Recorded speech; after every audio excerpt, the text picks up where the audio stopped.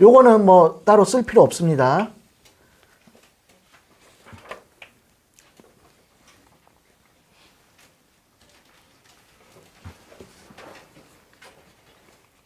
인트로덕션을 좀 할게요.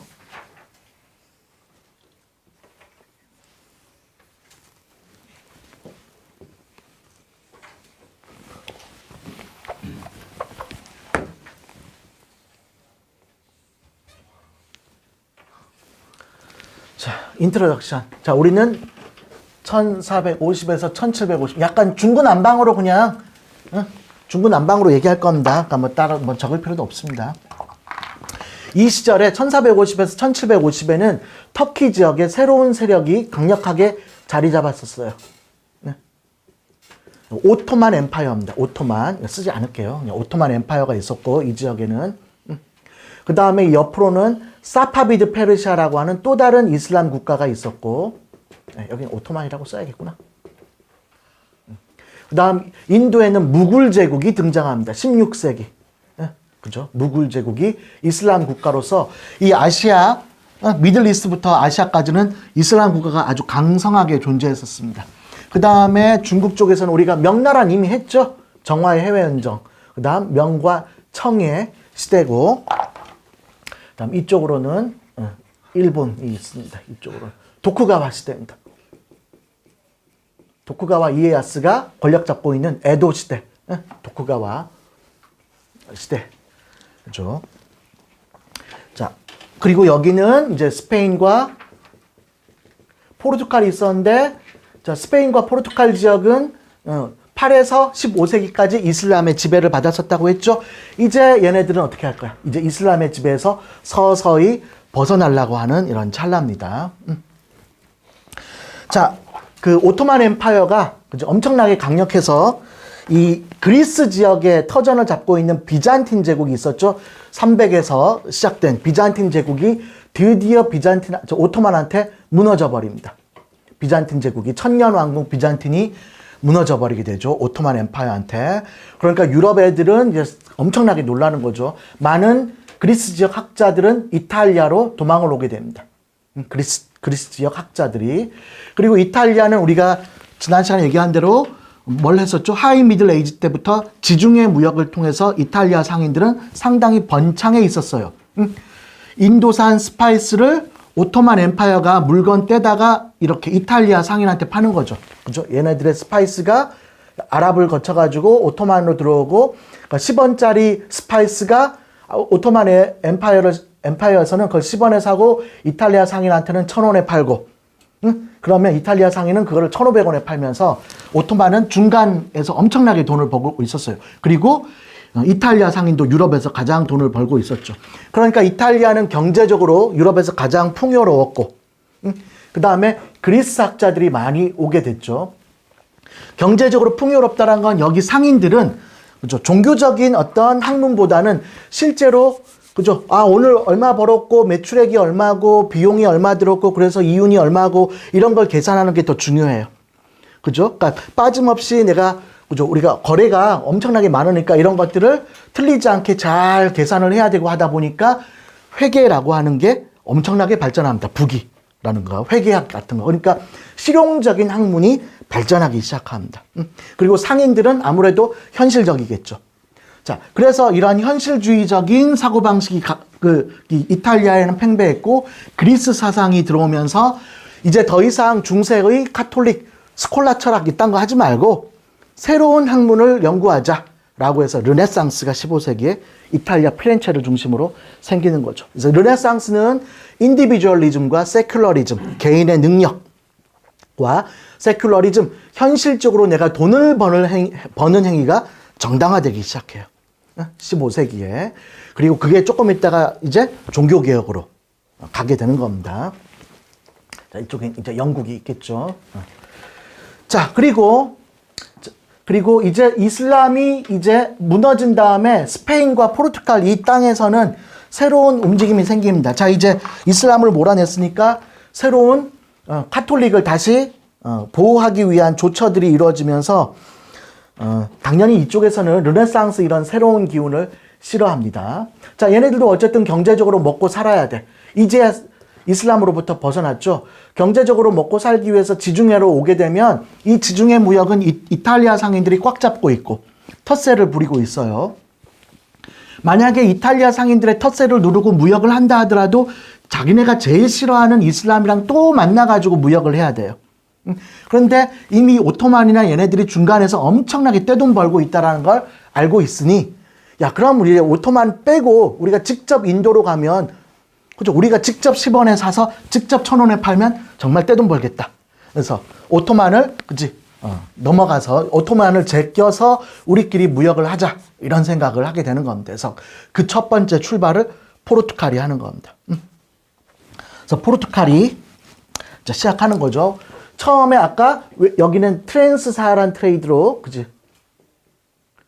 트레이드가 있었고 이건 인디안 오션 트레이드가 이미 활성화되어 아주 번창하고 있는 상황입니다. 그래서 포르투갈 애들이 처음으로 여기 옵니다. 웨스트 아프리카에 처음으로 배 타고 그래서 얘네들이 물건을 가져와서 여기 웨스트 아프리카에서 장사도 좀 해보려고 했더니 여기 지역 사람들 뭐라고 하겠어요? 그 물건 같지도 않은 물건 가져와 가지고 여기서 장사한다고. 여기는 금. 기본적으로 무역품이 금인데 아니 뭐 유럽 애들이 뭐 별 볼 일도 없는 그런 물건 가져와 가지고 장사한다고 해서 그냥 제껴버립니다. 같이 장사 안 해요. 그죠? 그러니까 포르투갈 애들은 여기서 기분 나빠서 몰래 흑인 3명을 잡고 돌아오죠. 이게 최초의 웨스트 아프리카 노예의 시초라고 합니다. 뭐, 그 다음에 또 용기를 내서 웨스트 아프리카 갔으니까 또 한 번 이렇게 멀리도 못 가요. 이렇게 연안을 따라서 내려가다가 바르톨로뮤 디아스가 어디까지 간 겁니까? 여기, 그죠? 케이프 오브 굿 호프. 처음에는 여기 도착했을 때 엄청나게 태풍이 불어가지고 엄청나게 고생합니다. 그래서 여기까지만 가고 무서워서 바르톨로뮤 디아스는 돌아왔죠. 이때 포르투갈의 왕, 엘리케 왕자가 근데 첫 시도인데 이게 좌절의 봉우리라고 이름을 짓고 와서 좌절의 봉우리가 뭐냐 해가지고 이름을 바꿨다라고 합니다. 실제로. 그래서 정말 굿호프로 이름 바꾸고 자, 그 다음에 여기까지 왔으니까 바스코 다가마. 이번에 바스코 다가마가 출격을 하는 거죠. 여기까지는 온 대로 가고 그 다음에 용기 내서 동아프리카로 갔더니 가가지고 우리 인도로 가야 되는데 라고 했더니 여기 사람들이 뭐라고 하는 거 인도 가는 건 일도 아니지. 그죠? 여기는 이미 인디안 오션으로 왔다 갔다 하는 건 그냥 보편적인 일이에요. 그러니까 이때 바스코 다가마가 여기 이슬람 상인한테 그죠? 여기 배워서 같이 동행해가지고 인도로 가게 된 겁니다. 인디안 오션 트레이더 하는 사람한테 배워서. 그리고 무굴 제국의 고아라는 지역에 첫 도착한 거죠. 어쨌든 포르투갈의 목표는 뭐다? 스파이스를 직접 무역하려고 한 거. 성공한 거예요. 여기 와봤더니 스파이스가 인도뿐만 아니라 어디? 이 인도네시아 지역도 많다라는 걸 알게 되고 그 이후로 어떻게 한다? 포르투갈 상인들은 계속 오게 되는 겁니다. 자, 콜럼버스는 포르투갈 사람이죠. 근데 포르투갈에 자기가 또 새로운 경로를 개척하겠다라고 하니까 이미 돈도 많이 썼고 이미 다 개척했으니까 안 받아주죠. 그래서 스페인으로 가는 겁니다. 그래서 스페인으로 갔더니 스페인에서 그죠 막 설득을 한 거죠. 그러니까 스페인은 아까 금방 마지막 이슬람 그 신자를 쫓아내자마자 그 다음에 이제 콜럼버스가 온 거예요. 같은 1492년에. 그리고 콜럼버스를 도와주기로 한 거죠. 왜냐하면 포르투갈한테 다 뺏길 것 같으니까.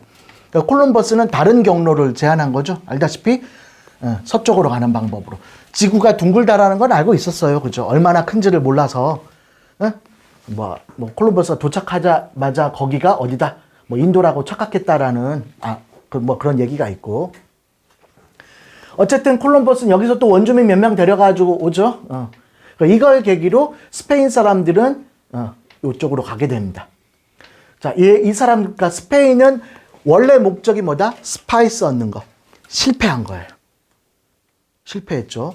그런데 오다 보니까 여기 원주민들 얘기 들었다 보니까 여기는 뭐가 있어요? 아즈텍이 있고 여기는 잉카가 있는데 금을 금같이 생각하지 않는 사람들이 있다 라는 걸 알게 된 거죠. 금이 워낙 많이 나니까. 그래서 코르테즈가 가가지고 여차해가지고 아즈텍을 멸망시키고 피자로가 들어가서 멸망시키게 되죠. 그 다음에 여기에 기후 조건, 캐리비안 지역과 포르투갈 애들도 여기로 진출하게 됩니다. 포르투갈 애들도 진출해가지고 포르투갈은 이 브라질 지역에 진출하게 됩니다. 그죠? 그러니까 이 지역이 온도가 기후가 아주 좋아가지고 농사짓기 좋다라는 걸 알게 되는데 이때 유럽인들은 스파이스에 환장한 것만큼 설탕에도 환장했었어요. 설탕도 이때부터 본격적으로 나타납니다. 그러니까 설탕을 이제 사탕수수를 아주 소규모로 재배하고 있었는데 여기서 아주 사탕수수 재배하기가 좋다라는 걸 알게 되는 거죠. 그래서 브라질은 포르투갈의 영역이고 캐리비안은 스페인 영역이고 여하튼 이걸 계기로 사람들이 유럽인들이 들어와 가지고 노동을 통해 가지고 이제 사탕수수를 재배하게 합니다. indentured servant라고 해서 기간제 계약 하인이라고 하죠. 백인들이 와요. 근데 처음에 왔는데 너무 일이 고되죠. 그러니까 더 이상 백인들이 유럽인들이 여기 슈가 플랜테이션 하는데 오는 거를 꺼리게 됩니다. 그래서 선택한 방법 중에 이제 불황자들 납치해서 데려오고 술 취해서 길거리에 드러누워 있는 사람 납치해서 데려오고 막 이렇게 돼요. 하지만 노동력이 부족하죠. 그래서 이제 여기를 이제 왔다 갔다 하다 보니 여기에서 슬레이브를 사다가 쓰면 되겠다라는 생각을 하면 될 겁니다. 이 웨스트 아프리카에서는 그죠? 여기도 사람 사는 곳이니까 권력 투쟁을 하고 그 과정에서 몇몇 국가는 자기네가 다른 지역을 아프리카에서 다른 지역을 점령하고 그 사람들을 포로로 잡았죠. 얘네들을 뭐로? 노예로 팔기 시작한 겁니다. 때마침 유럽은 총이라는 게 있었으니까 이 웨스트 아프리카의 뭐 다호메이, 오요, 아산테 이런 나라들은 유럽인들한테 총을 받고 그걸로 나라를 더 강력하게 만들고 그걸로 다른 지역 정복하고 그래서 얘네들을 잡아다가 노예로 파는 거죠. 그래서 이제 브라질과 캐리비언로 노예들이 들어가기 시작하는 겁니다. 이게 슬레이브 트레이드. 그러니까 이걸로 슬레이브 트레이드로 이제 이 서아프리카 국가들끼리 엄청나게 싸워요. 돈 벌 수 있는 기회라서. 노예 팔면 돈 버니까. 그래서 트랜사하란이 어떻게 된다? 무너져 가게 되는 거죠. 그리고 트랜사하란 트레이드가 어디로? 해안가로 무역의 위치가 노예 무역 위치로 바뀌게 됩니다. 자, 그리고 한편 여기에서 잉카의 포토시, 지금의 볼리비아 지역, 그 다음 멕시코에서도 은광이 발견돼요. 실버 마인이. 은광이. 그래서 인디언들을 데려다가 은광에서 노동을 시켜서 막대한 은이 그대로 스페인으로 다 들어갑니다.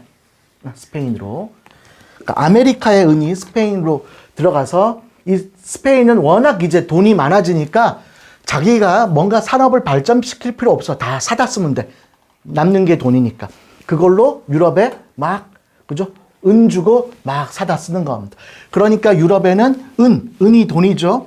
화폐량이 풍부해지기 시작해요. 화폐량이 풍부해지면서 물가가 상승하게 됩니다. 여기서는 이제 실버 때문에 이제 인플레이션이 발생합니다. 자, 근데 나는 한편 이미 은이 들어와서 유럽에서 물가가 상승하기 전에 인도에서 그죠? 100원에 스파이스를 사다가 이렇게 돌아왔어요. 옛날에는 내가 여기서 100원에 사면 돌아와서 1000원에 팔면 10배의 수익이니까 뭐 아주 훌륭한 장사죠. 그래서 100원에 사서 1000원에 팔라고 이렇게 돌아와 봤더니 여기서 유럽에서 뭔 일이 발생해 있는 거야? 물가가 폭등해 있는 겁니다. 1000원이 아니라 10,000원에 팔 수 있게 된 거예요. 그죠? 그러니까 너도 나도 상업에 뛰어드는 겁니다. 그러면서 유럽의 상업이 팍 팽창되는 거예요. 떼돈 벌 수 있는 기회다라고 해서. 그러니까 유럽 내부에 사는 사람들은 못 사는 거야. 상인들은 돈 버는 거죠. 식민지 무역을 통해 가지고. 자, 이 실버는 결국은 돈이 많으니까 돈이 많으면 뭐 해야 돼? 이제 명품 쇼핑하러 가는 겁니다. 아프리카도 들리고 인도도 들리고 가장 이 당시에 명품은 다 어디예요? 중국입니다. 중국에 가서 포슬레인, 티, 실크 이런 거 다 사는 겁니다. 아메리카에서 채굴한 은이 유럽, 아프리카, 인도 지역도 가고 그 다음 어디로 들어가? 중국까지 들어가는 겁니다. 이렇게. 다 중국으로 들어갑니다. 그런데 소문에 의하면 이 당시 도쿠가와도 그 시대도 이제 은이 많다라는 걸 알고 포르투갈 상인들은 이렇게 일본도 들립니다. 얘네들이 뭐죠? 총 주고 은을 가져다가 다시 팔아요. 그래서 이 당시에 사무라이들은 그지 쇼군들은 그 포르투갈산 총, 이게 이 당시에 일본의 혼란 그 전쟁 이때 전국 시대를 마무리 지을 수 있는 중요한 무기이기 때문에 은을 팔고 총을 가져다가 그걸로 그죠 처음에 통일을 하죠. 그죠? 그거를 도요토미 히데요시가 다시 통일을 하고, 그러니까 도요토미 히데요시가 그 포르투갈산 총으로, 그리고 나서 이제 통일이 되니까 사무라이들은 맨날 싸우던 애들인데 평화가 오면 어떻게 돼? 너무 심심해. 그죠? 지방에서 반란도 막 일으킬 것 같으니까 이제 도쿠가와가 도요토미 히데요시가 이제 임진왜란 일으키는 거예요. 임진왜란은 어저께 말한 대로 그죠? 조선에 명나라를 치러 가는 거니까 조선은 길을 내줘라라고 한 거죠. 그래서 명나라 입장에서는 명나라 땅에서 전쟁하는 것보다 조선에서 전쟁하는 게 낫다 해가지고 들어옵니다. 그런데 전쟁을 하게 되니까 그렇지 않아도 명나라에 저 아메리카산 은이 상당히 많이 들어와 있지만 전쟁 자금을 위해서 더 많은 은이 필요하게 돼요. 그게 유럽 상인들에게 우리한테 은을 더 갖다 줘라 라고 했고, 이 임진왜란 발발로 그죠? 아메리카에서는 더 가혹한 노동이 시작돼요.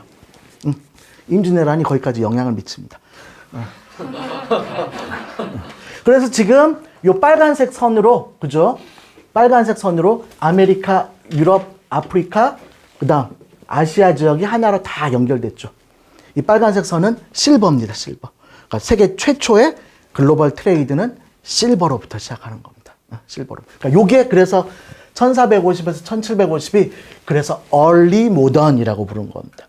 드디어 월드라는 말이 드디어 성립한 시대가 되죠. 그러니까 이게 우리 인간의 역사를 바꿨을 뿐만 아니라 인간 역사뿐만 아니라 이 생태계의 역사도 바꿔버린 거죠. 아메리카에는 말, 소, 돼지 이런 게 존재하지 않았는데 왔다 갔다 하면서 유럽에 말, 소, 돼지 뭐 이런 것들이 들어가고, 그 다음 유럽에만 있었던 전염병이 아메리카로 들어가게 되고, 그 다음에 아메리카로부터 뭐가 들어온다? 포테이토가 들어와서 유럽과 중국의 인구도 성장하게 되고, 요 시기가 이 1450에서 1750입니다. 자, 그래서 조금 쉬었다가 르네상스부터 하도록 하겠습니다.